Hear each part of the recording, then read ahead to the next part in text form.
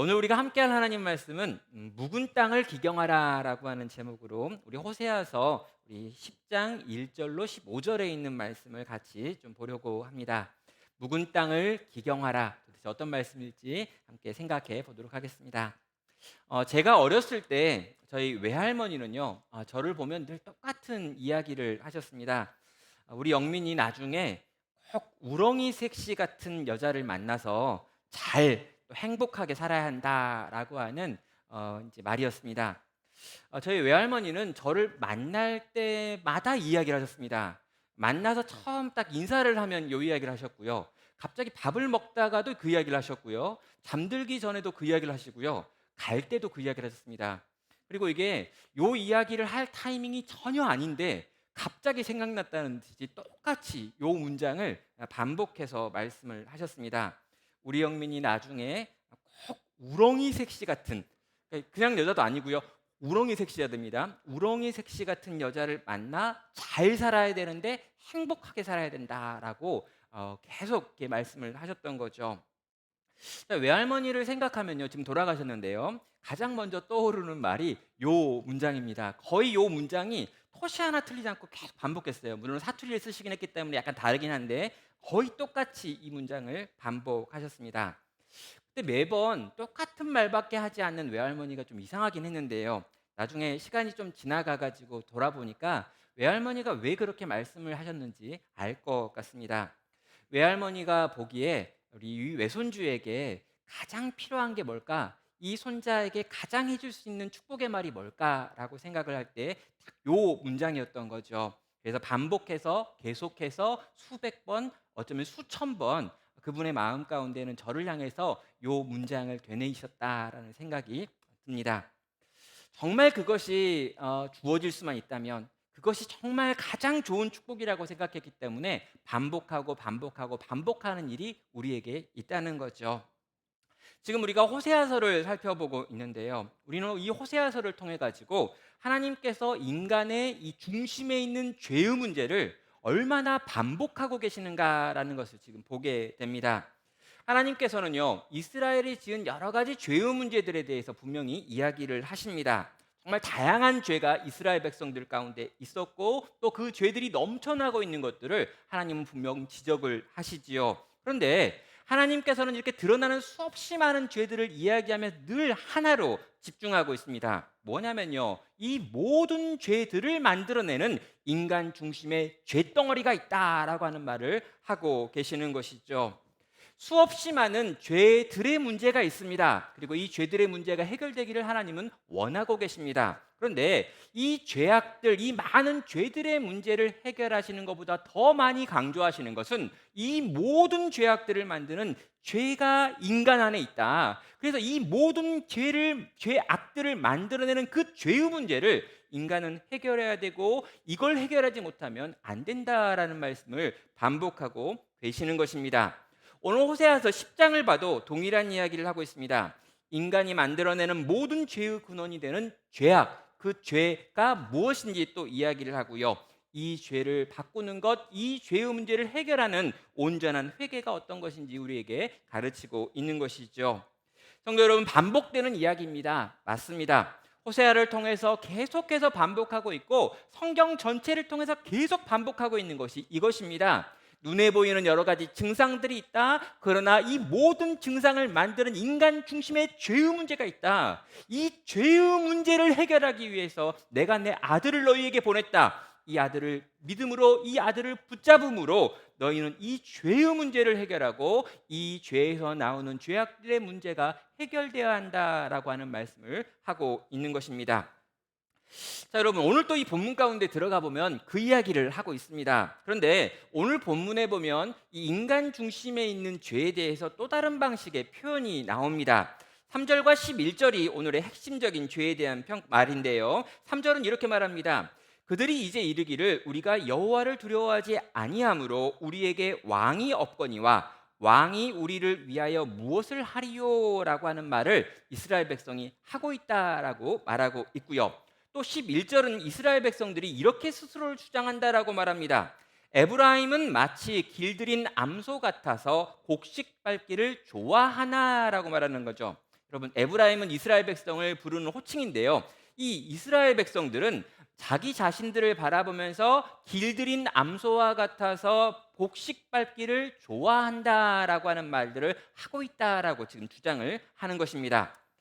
자, 3절과 11절에서 이스라엘 백성들이 하고 있는 주장의 내용을 보면요. 하나는 우리에게는 왕이 없고 우리는 왕을 인정하지 않겠다라고 하는 말을 했다고 이야기하고요. 또 11절에는 우리는 잘 훈련된 암소와 같아서 곡식을 받기에 합당하다라고 하는 주장을 한다라는 것입니다.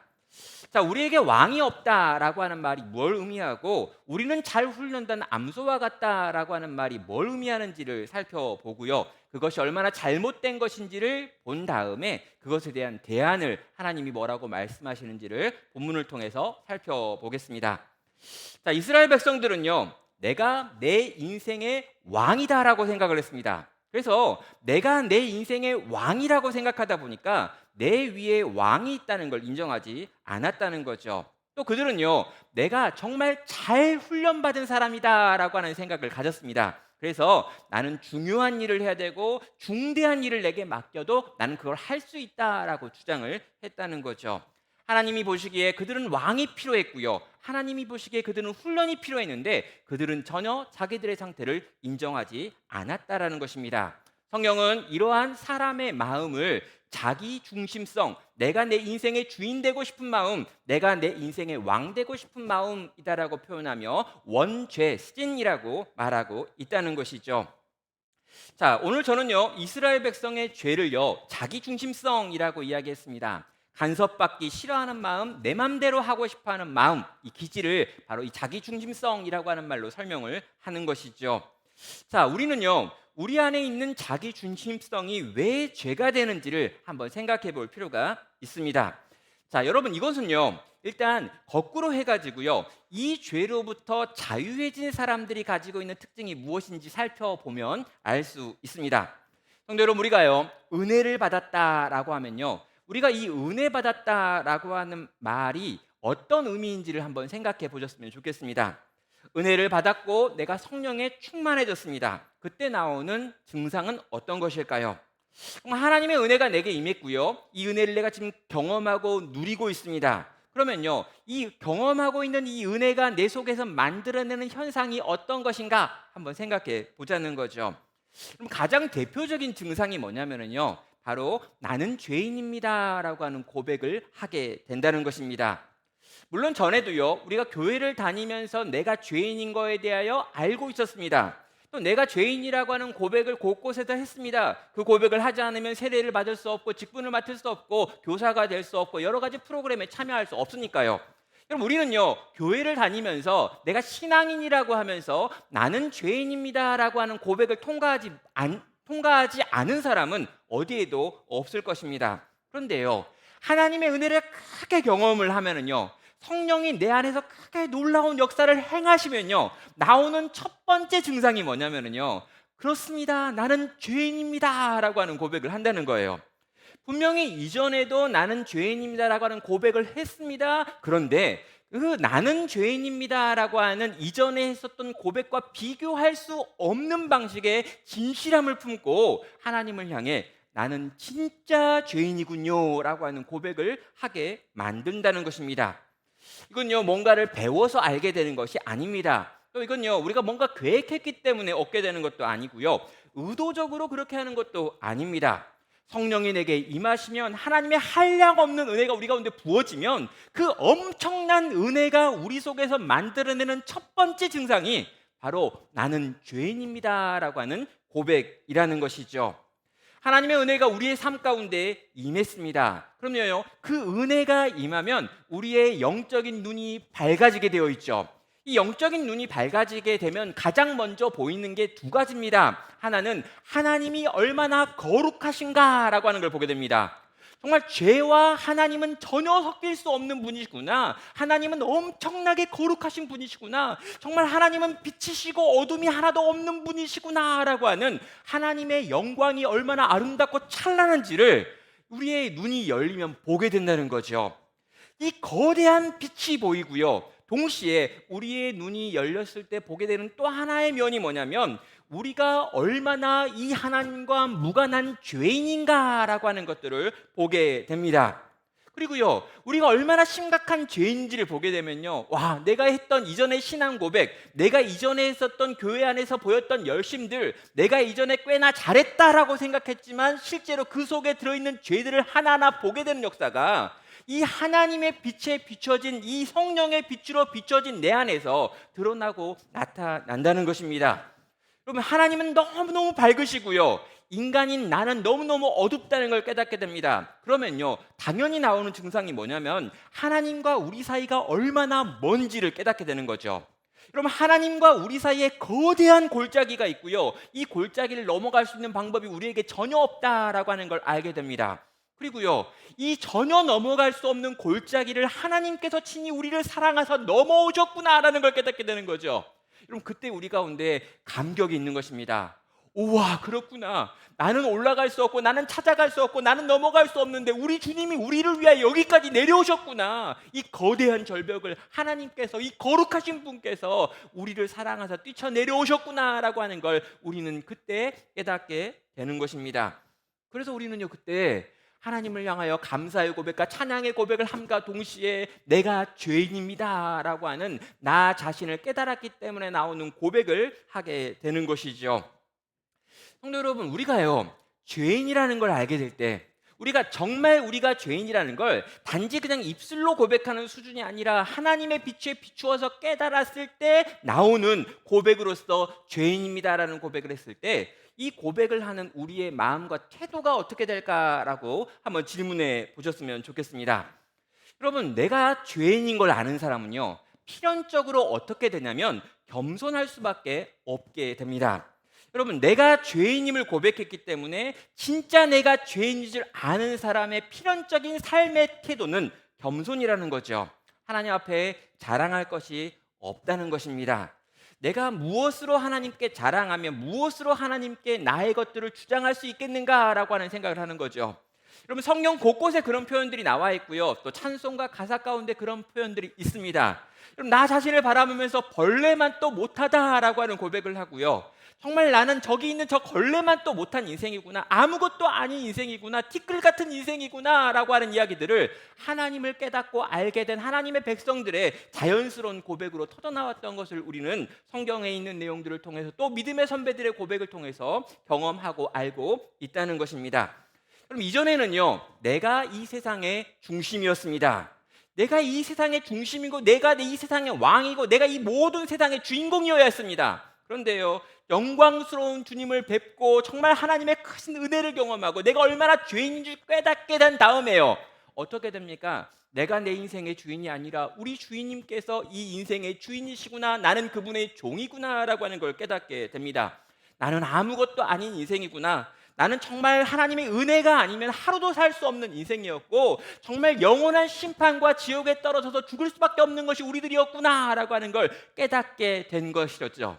그럼 이렇게 깨닫게 되면은요, 우리는 당연히 겸손해질 수밖에 없습니다. 여러분, 자기에 대해서 참으로 겸손해질 뿐만 아니라 다른 사람을 바라보며 다른 사람을 대하는 우리의 태도에서도 그러한 변화가 나타나는 것이죠. 여러분, 저는요, 오늘날 이 교회 안에 가장 큰 문제가 나는 죄인이라고 하는 고백을 온전히 하지 못한 인생들 때문이라고 생각합니다. 여러분, 내가 죄인인 걸 모르기 때문에 그렇게 교만해지는 것이고, 교만해지기 때문에 교회 안에서 나의 어떤 목소리가 들려야 되고, 나의 지분이 있어야 되고, 나를 섭섭하게 하면 안 되고, 내가 이러이러한 사람이기 때문에, 내가 이전에 이런 것들을 했기 때문에 나를 인정해야 된다라고 하는 말들이 오늘날 교회 안에 너무나 많이 있다는 거죠. 그럼 교회를 특별히 열심히 섬겼던 사람들이 교회에 큰 걸림돌이 되어 있는 것들을 보게 됩니다. 교회를 가장 열심히 섬기고 많은 수고를 하고 많이 애쓴 사람이 교회를 방해하고 교회의 은혜를 막는 걸림돌이 되어 있는 것들을 너무나 많이 경험하는 것이 오늘날 이 땅의 교회의 모습이라는 거죠.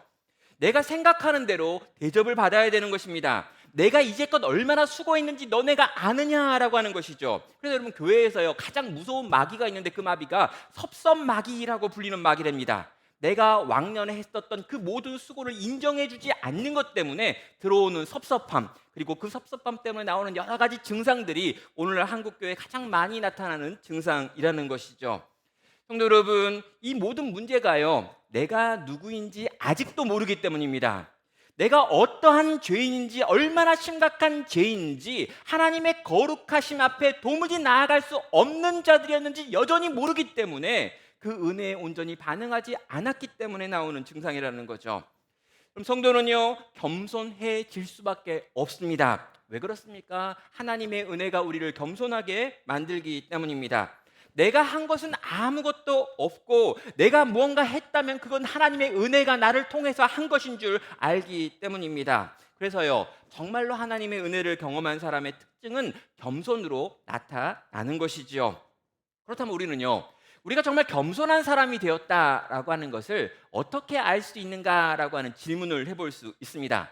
여러분, 말투가 겸손한 사람이 있습니다. 그럼 날 때부터 겸손한 말투를 배우신 분들이 있어요. 근데 여러분, 어떤 분들은요, 정말 겸손한데 말투나 태도가 약간 거친 분들도 있습니다. 그렇다면 이 겸손이라는 것이 단지 그냥 태도의 문제냐? 그렇지 않지요.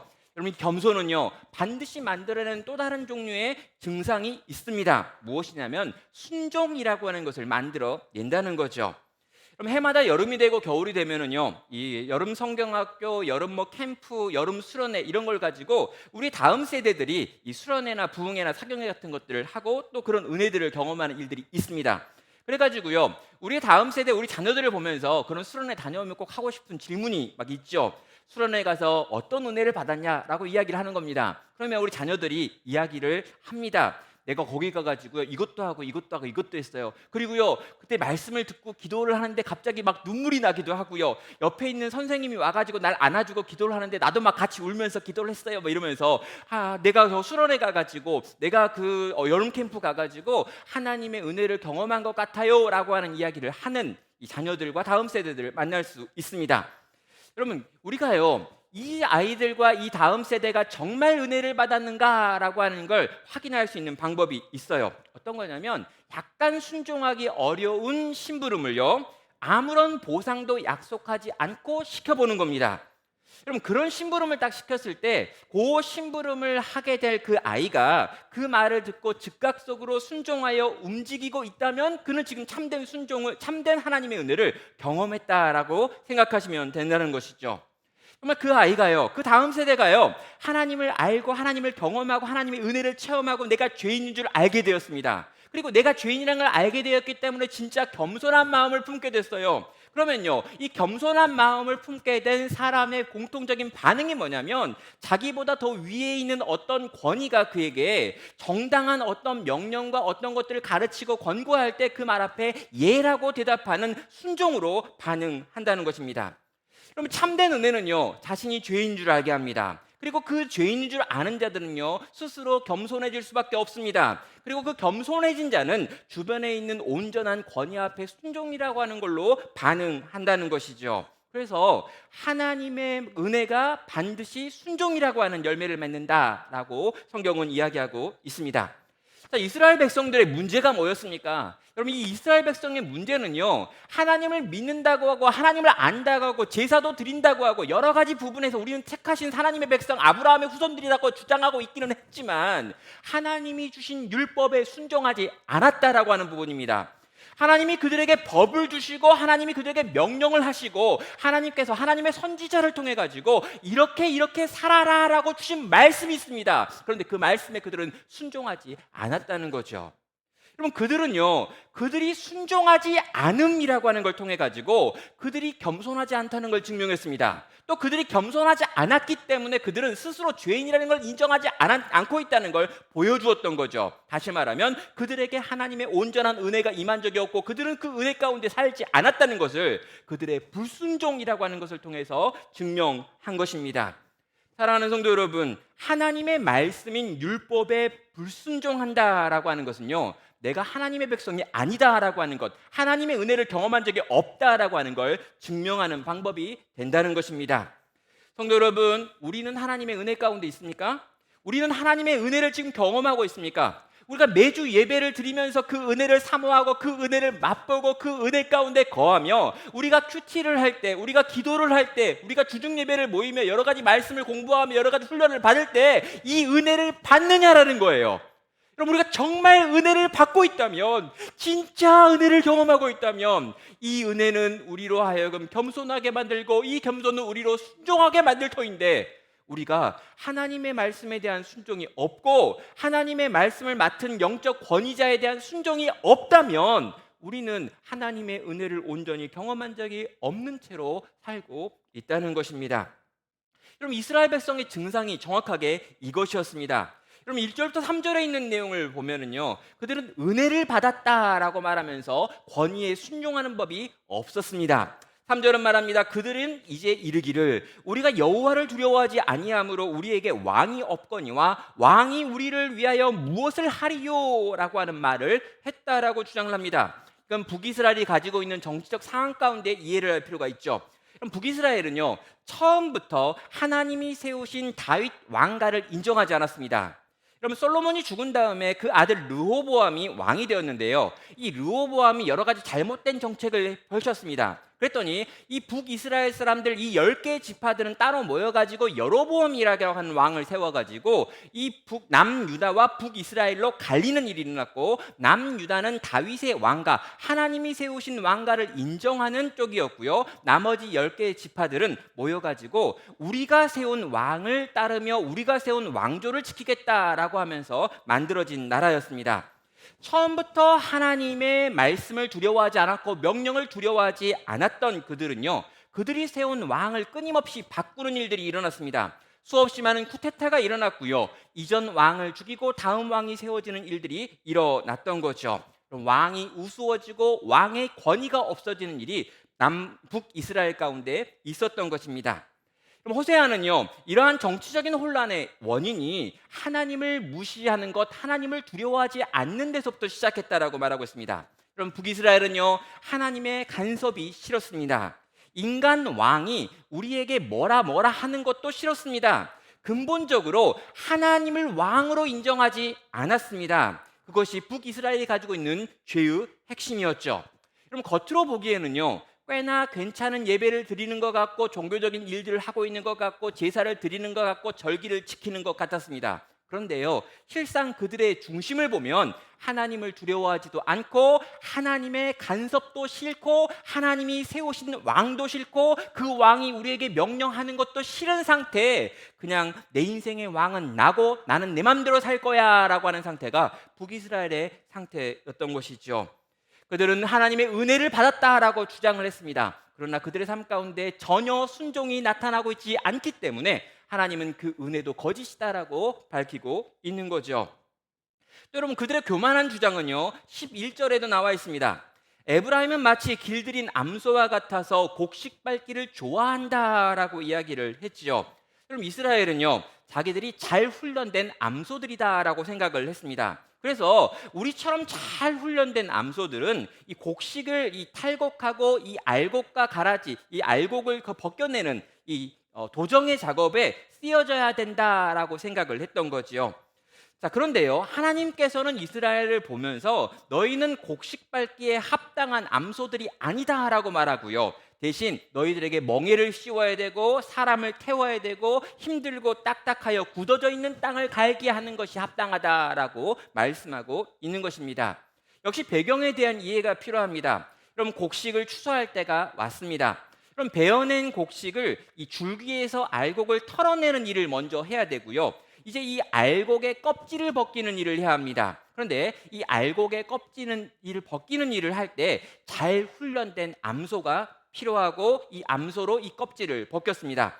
그럼 암소로 하여금 알곡을 밟게 해가지고요, 그 알곡의 껍질을 벗겨냈던 것이죠. 자, 그런데요, 이 알곡의 껍질을 벗겨내는 암소는요, 정말 훈련이 잘 되어 있어야 합니다. 왜 그럴까요? 지금 이 암소의 눈앞에요, 엄청나게 많은 먹을 것들이 지천으로 깔려 있다는 거예요. 그래서 이 암소는요, 이걸 먹고 싶은 마음과 싸워야 했던 것입니다. 정말 훈련이 잘 되어 있지 않으면 여러분, 그 암소가 입을 내려가지고 그 알곡을 집어 삼킬 수밖에 없는 거죠. 그래서요, 여러분, 이 알곡을 떨구는 암소의 입에 재갈을 물리면 안 될까라고 사람들이 생각을 합니다. 근데 하나님께서는 안 된다고 이야기하셨죠.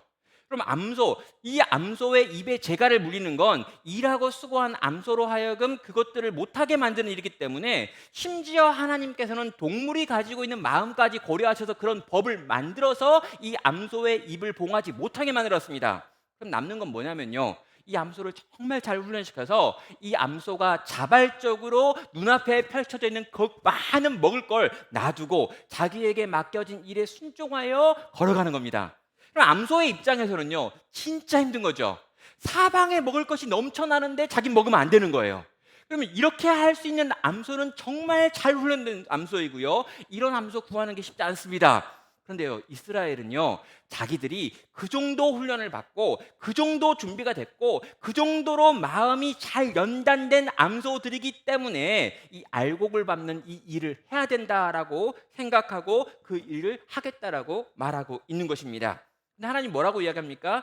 너네는 길이 잘된 암소들이 아니다라고 말합니다. 너네는 아직도 멍에가 필요하다고 이야기합니다. 사람이 그 위에 올라타야 한다라고 이야기합니다. 너희는 딱딱한 흙덩이를 깨트리는 일이나 할 수 있는 존재들이지 아직 이 알곡을 너희가 입 앞에 두고도 안 먹을 수 있는 그런 인생들이 아니다라고 설명을 하고 있는 것이죠. 하나님은 이스라엘을 정확하게 간파하신 것입니다. 겉으로 보기에는 괜찮아 보이고 겉으로 보기에는 종교적인 냄새를 풍기고 있지만 하나님의 말씀에 순종할 수 있는 영적인 능력도 마음의 힘도 아직 없다라는 거예요. 그럼 이게 뭡니까? 여러분, 우리가요, 때로 우리가 하나님께 굉장히 훈련받은 것 같고 뭔가 준비된 사람인 것 같을 때가 있습니다. 그럼 어떨 때요? 가난할 때요. 뭔가 힘이 없을 때요. 능력이 없을 때입니다. 여러분, 죄를 짓는데도 돈이 필요하고 죄를 짓는데도 시간이 필요하고 죄를 짓는데도 힘이 필요해요. 근데 여러분, 이런 게 잘 없을 때요, 우리는 굉장히 신실한 사람인 것처럼 보일 수가 있습니다. 어디 갈 데가 없기 때문에 교회 가고요, 읽을 책이 없어서 성경책 읽을 수 있고요, 인생에 꼬여있는 문제가 너무 많아서 힘들어서 하나님께 엎드려 기도의 시간을 많이 가질 수 있습니다. 문제는 뭐냐면요, 이러이러한 것들을 보여주기 때문에 내가 괜찮은 사람인 줄 알았는데 막상 내 눈앞에 알곡이 쫙 깔려 있으면, 시간이 넘쳐나고 돈이 넘쳐나고 힘이 넘쳐나는 일을 경험하게 되면요, 그때 모든 것들이 다 엉망진창이었고 아직 나는 하나님의 은혜를 모르는 사람이었거든을 증명하는 죄 가운데 달려가는 사람들이 있더라는 것이죠. 사랑하는 성도 여러분, 하나님께서는요, 우리를 정확하게 알고 있습니다. 하나님께서는 북이스라엘 상태를 정확하게 알고 있습니다. 북이스라엘이 지금 자기는 괜찮은 사람들이라고 주장하지만 실제 그들이 괜찮지 않다라는 걸 정확하게 알고 계셨기 때문에 너희는 아직 그런 상태가 아니고 그런 일을 할 수 있는 존재가 아니다라고 선언하신다는 것이죠.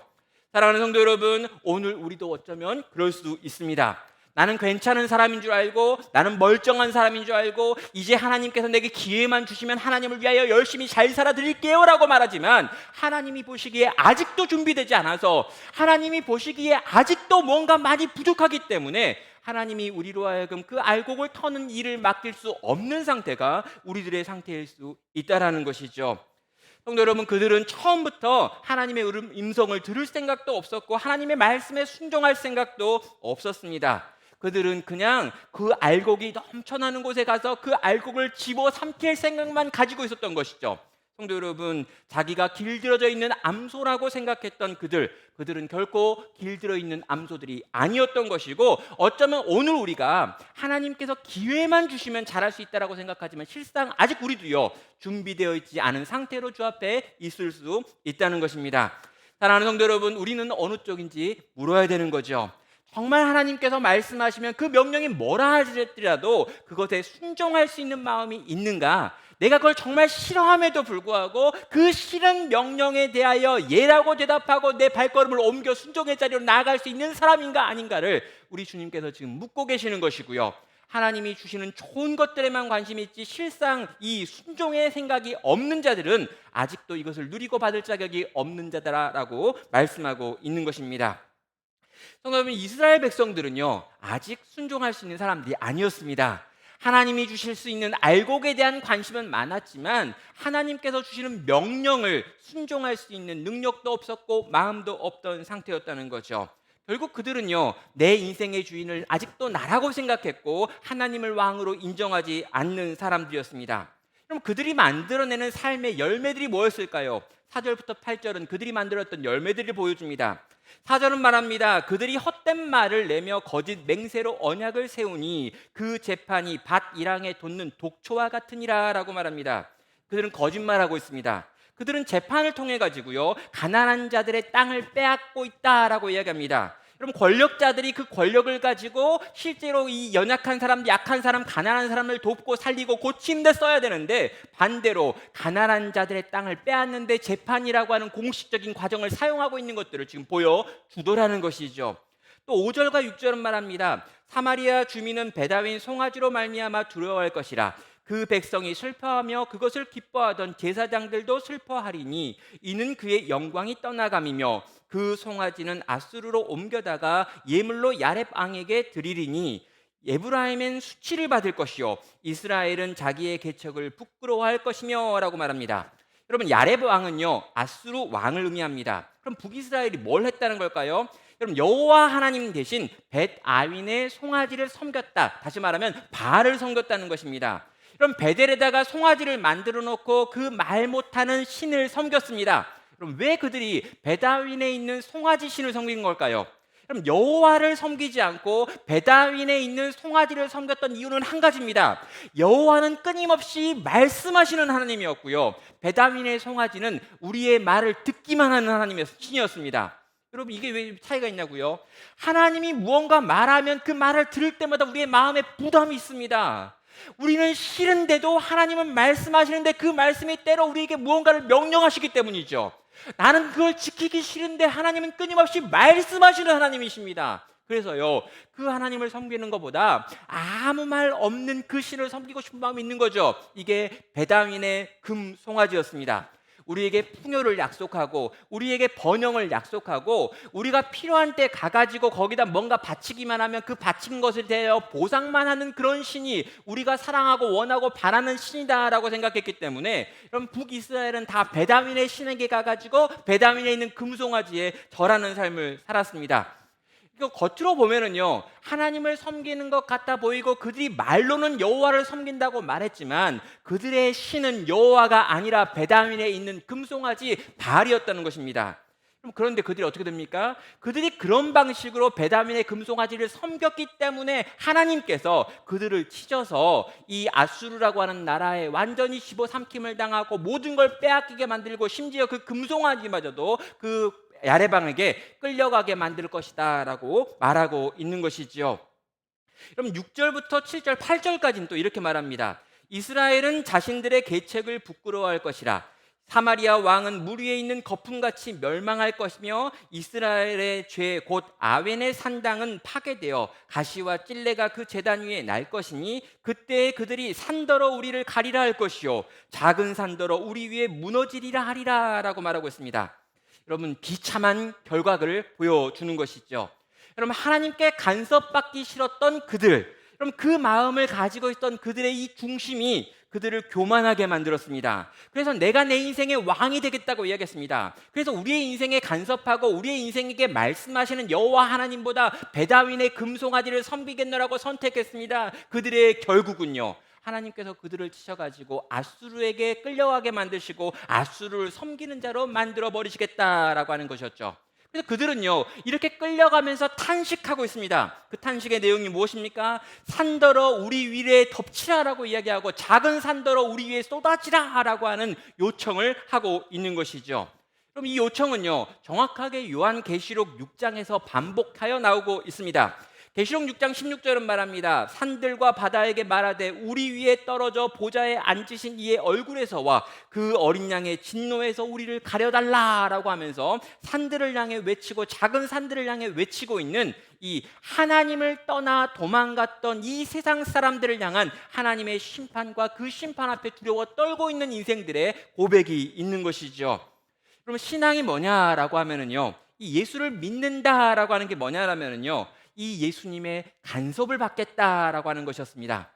여러분, 예수님을 내가 내 인생의 주인이라고 모셨습니다. 그러면요, 주인이라고 모시는 순간부터 나는 그분의 종이 되는 거고요, 주인이신 그분은 나에게 무언가를 명령하시는 분인 것입니다. 그리고요, 그 명령을 들을 때마다 때로 그것이 내가 원하지 않는 것이라 할지라도 그분은 주인이고 나는 종이기 때문에 그 앞에 예라고 대답하는 것, 그리고 그렇게 살아가는 것, 그것이 성도가 이 땅을 살아가는 삶의 방식이어야 한다는 것이죠. 그런데요, 이 예수님을 믿는다고 고백하고요, 이 예수님을 나의 인생의 주인이라고 이야기하지만 막상 중요한 모든 선택의 순간에 예수님과 아무 상관없는 선택을 하며 마치 예수님께서 저 말 못하는 배달민에 있는 송아지인 것처럼 내가 필요할 때 찾아가서 뭔가 구하기는 하지만 그분이 내게 말씀할 수 없다라고 생각하시며 귀를 닫고 살아가시며 절대 순종하지 아니하며 내가 내 인생의 왕이 되어 내 맘대로 살기 원하신다면 그를 향해서 하나님이 주실 수 있는 것은 이 영원한 심판밖에 없다라고 말씀하고 있는 것이죠. 성도 여러분, 말로는 예수님을 믿는다고 하십니다. 그러나 여러분, 진심으로는 예수님을 믿을 마음이 없는 것이죠. 여러분, 예수님한테 제발 내 삶에 간섭하지 마세요라고 말하는 게 어쩌면 우리들의 마음은 아니었나라는 것입니다.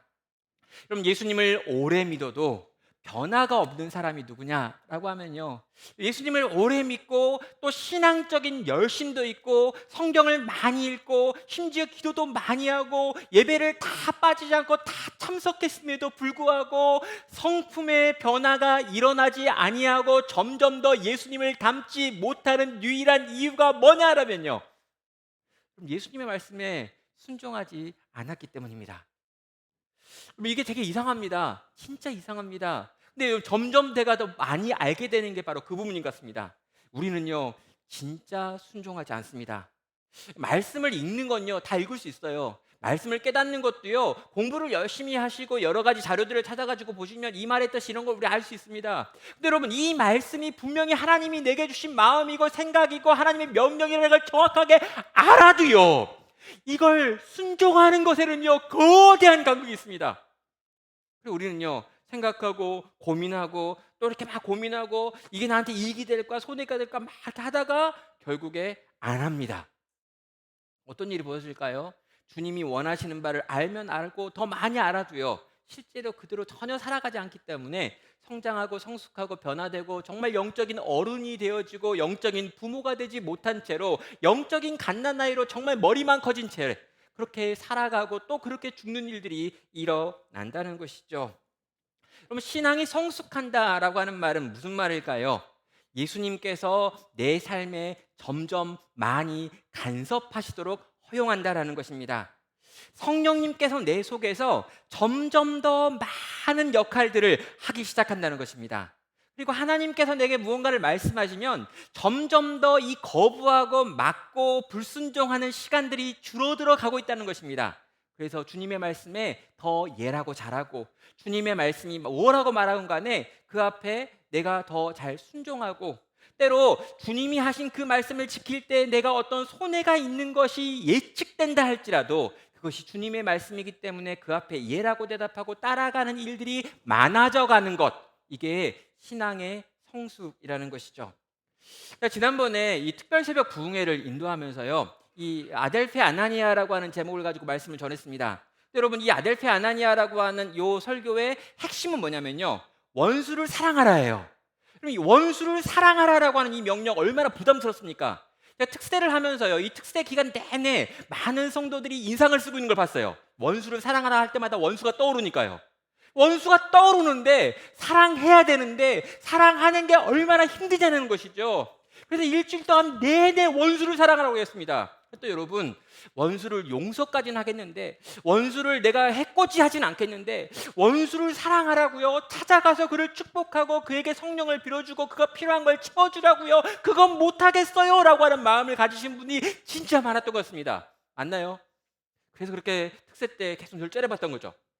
근데 여러분 이 말씀을 듣고요, 어떤 사람은 원수를 사랑하기를 선택해서 이 말씀에 순종하기 위해서 정말 기어서 찾아가서 이 원수를 축복하는 일을 행하신 분들도 있습니다. 그러면요, 그 행하신 만큼 그분은 성숙했을 것입니다. 또 어떤 분들은요, 또 저 이야기다, 내가 그 원수 때문에 얼마나 힘들었는지 니 모르잖아, 이렇게 하는 거죠. 하나님도 모르실 거야 라고 생각하는 거죠. 그래서 어떡합니까? 여러분 그 말씀 듣고 깨닫고 그때는 좀 감동하고 기도할 때는 좀 결단했지만 실제 그렇게 움직이지 않는 것입니다. 그럼 어떻게 될까요? 마음이 더 딱딱해지시겠죠. 일주일 동안 내내 원수를 사랑하라는 말을 듣고도 안 바뀌었는데 앞으로 바뀔 가능성이 거의 없는 거죠. 그래서 어떻게 됩니까? 이 문제는 하나님의 영역이 아니고 이 문제는 하나님도 간섭할 수 없는 영역이야 라고 하면서 하나씩 하나씩 그렇게 땅들을 만들어내고 있는 우리들의 모습도 있다는 것입니다. 여러분 이스라엘 백성들은요 전혀 변화되지 않았습니다. 그들은 겉으로는요 나는 길들이 암소와 같다라고 주장을 했습니다. 그런데 여러분 그들은 결코 길들여진 암소들이 아니었던 거죠. 중심은 하나도 바뀌지 않았습니다. 하나님의 간섭을 여전히 싫어합니다. 어떻게 알 수 있습니까? 본문 9절과 10절을 보면은요, 이 기브아에서 일어난 어떤 사건을 이야기하면서 기브아의 시대가 지금까지 이어지고 있다라고 말하고 있는데 이 기브아의 시대가 가지고 있는 특징 때문입니다. 9절은 말합니다. 이스라엘아 내가 기브아 시대로부터 범죄하더니 지금까지 죄를 짓는구나. 그러니 범죄한 자손들에 대한 전쟁이 어찌 기브아에서 일어나지 않겠느냐? 내가 원하는 때에 그들을 징계하리니 그들이 두 가지 죄에 걸릴 때 만민이 모여서 그들을 치리라라고 이야기합니다. 여러분 사사시대에 기브아라고 하는 곳에서 있었던 어떤 사건이 하나 있습니다. 여러분 이 베냐민족이 이 기브아에 살고 있었는데요. 이 기브아에 살고 있었던 베냐민족 깡패들이 있었습니다. 근데 길 가던 레위인과 레위인의 첩이 있었는데 이 길 가던 레위인을 그들이 강간하겠다라고 지금 모여들었고요. 실제로 이 사건 속에서 이 레위인의 첩이 강간을 당하고 그로 말미암아 겁탈당해 죽는 사건이 있었습니다. 자 이때 이 나머지 이스라엘 모든 지파들이요. 베냐민 지파를 찾아와 가지고 이 기브아에 있는 이 악한 일을 한 깡패들을 내어놓으라라고 하는 요청을 했지요. 그럼 이스라엘 11개 지파가 총회로 모여 가지고 이 베냐민 지파에 있는 기브아에 살고 있는 이 불량아들을 내어놓으라라고 지금 요청을 한 것입니다. 그런데 베냐민 지파가요. 그때 이 요청을 거부하죠. 그리고요. 이 기브아에 있는 이 깡패들을요. 보호하고 감싸돌기 시작합니다. 왜 그렇습니까? 우리가 베냐민 지파인데 우리가 베냐민 족속인데 베냐민 족속도 아닌 너네가 왜 우리에게 와가지고 이래라 저래라 하느냐라고 하는 간섭하기 싫어하는 그들의 마음을 표현을 한 거죠. 우리에게 간섭하지 말고 우리를 위협하지 말라는 것입니다. 우리는 우리 마음대로 살았고 그래서 우리끼리 일어난 일은 우리끼리 해결할 테니 이스라엘 총회가 왜 여기에 간섭하느냐 간섭하지 말라라고 하는 게 이 기브아 사람들이 가지고 있는 생각이었고 베냐민 사람들이 가지고 있는 생각이었습니다. 이 간섭받기 싫어하는 기질, 우리의 왕은 우리밖에 없다, 내가 우리의 인생의 왕이다라고 주장하는 그들의 마음이었죠. 근데 이 마음이요 지금 북이스라엘이 가지고 있는 마음과 똑같았습니다.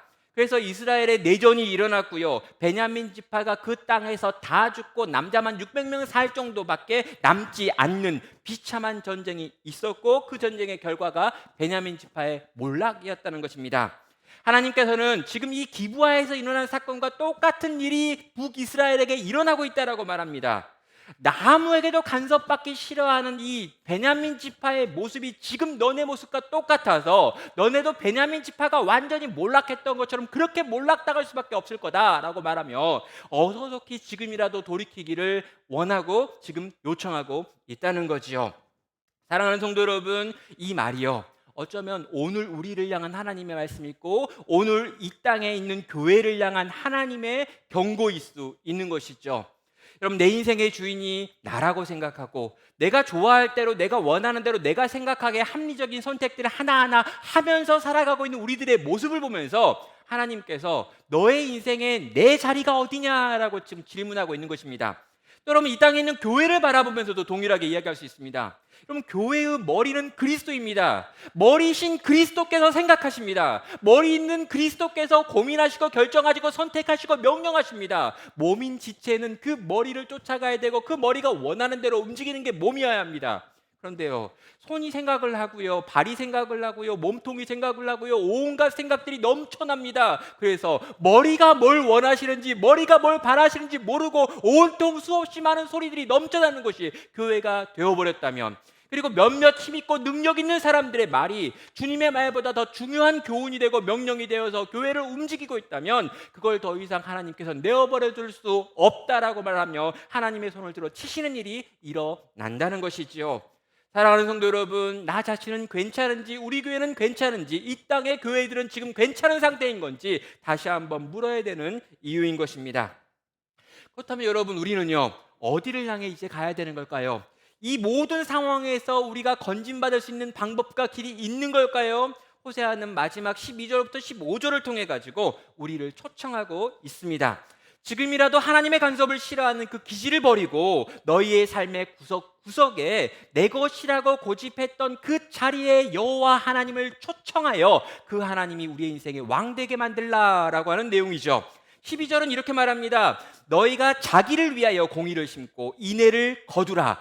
너희의 묵은 땅을 기경하라. 지금이 곧 여호와를 찾을 때니 마침내 여호와께서 오사 공의를 빛처럼 너희에게 내리실 것이다 라고 말합니다. 여기서 중요한 건 뭐냐면요, 지금이 곧 여호와를 찾을 때다 라고 말한다는 거예요.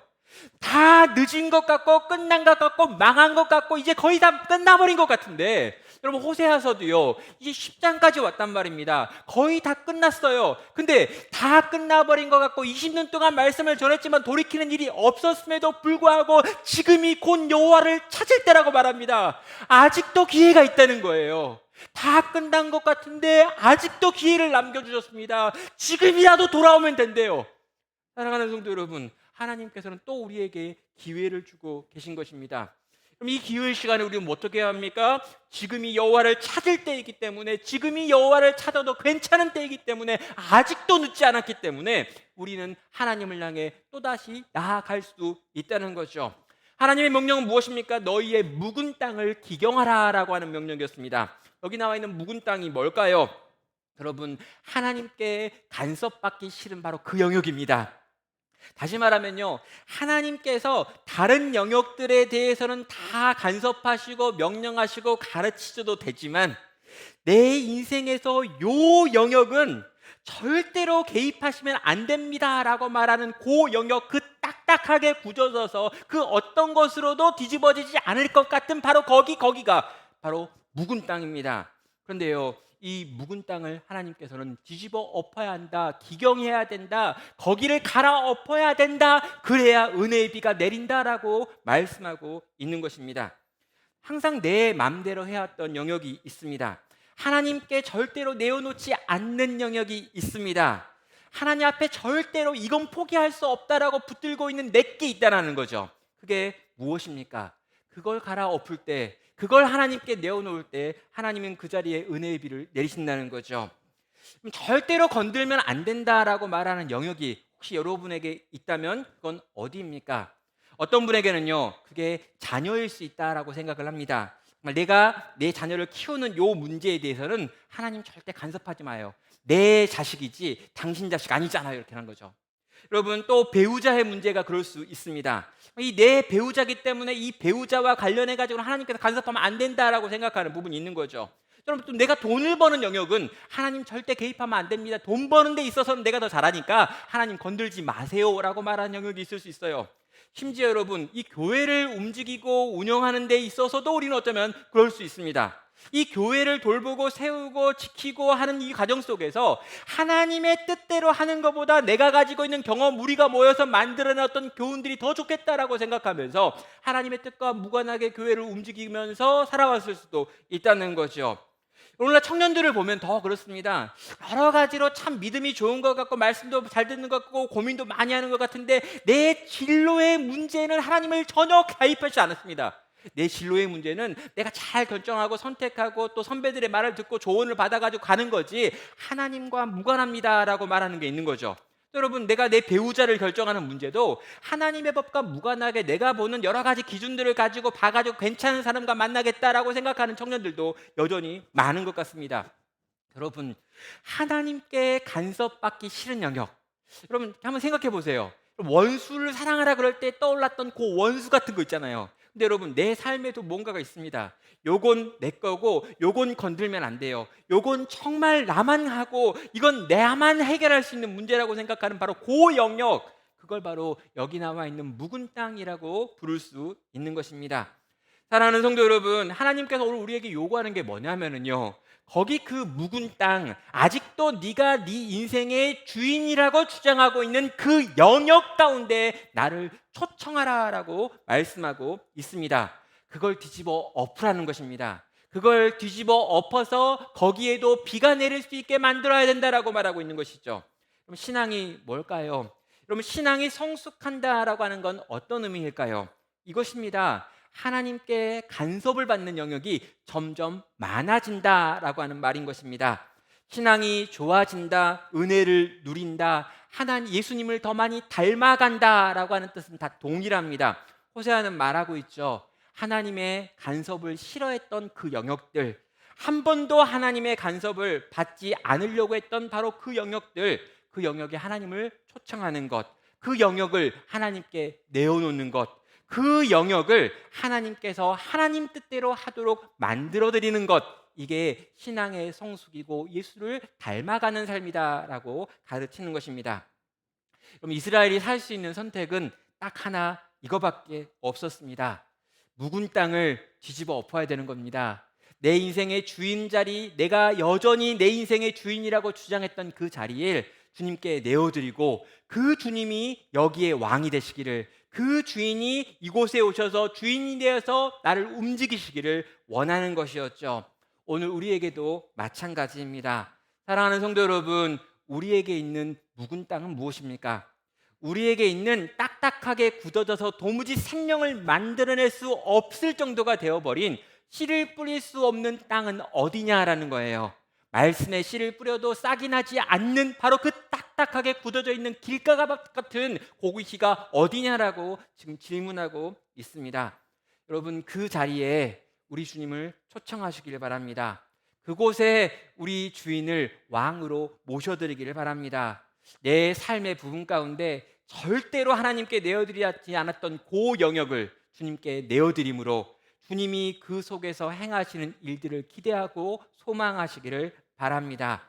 내 마음대로 살고 싶었던 그 부분, 내가 내 뜻대로 결정하고 싶었던 그 영역을 주님께 내어드림으로 주님이 그 굳은 땅에서, 그 딱딱하게 메말라 있는 그 땅에서 만드시는 하나님의 기적을 체험하고 누리면서 살아갈 수 있는 복된 하나님의 백성, 하나님의 구원을 경험하는 하나님의 백성 되시기를 주님의 이름으로 축원합니다. 지금